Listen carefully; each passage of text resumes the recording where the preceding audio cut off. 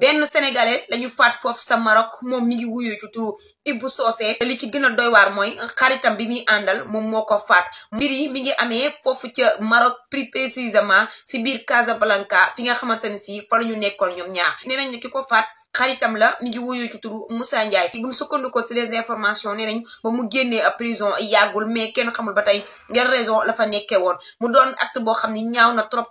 ki nga xamante ne si nag moo ni Ibou Socé nee na ñu nekkoon na nit koo xamante ne si ku baax la ku yaru ku teey ku dul sigi xool nit ku alalam dul boole kenn mu doon acte boo xamante ni si ñëpp nga koy ñaawlu ñu ngi koy jaale nag képp koo xam ne xamoon nga ko di ko jaare famem di wax ni ki nga xamante ne si moom moo faat bakkanam bi yoon teg na ko loxo foofu sa Maroc mu doon lu doy waar ñaari frère sénégalais ñu waroon a bëggante jàppalante dimbalante ñuy dem ba kenn di si faat moroomam kon nag àdduna bii ku yabu looy waay di def na doon lu leer te ngeen teey bu baax a baax ki nga xamante ne si nag moo di Ibou Socé rek ñaanal yàlla xare ko àjjana di masawu képp koo xam ne xamoon nga ko moom mii di Ibou Socé ay ca mi ngi noonu sama gaay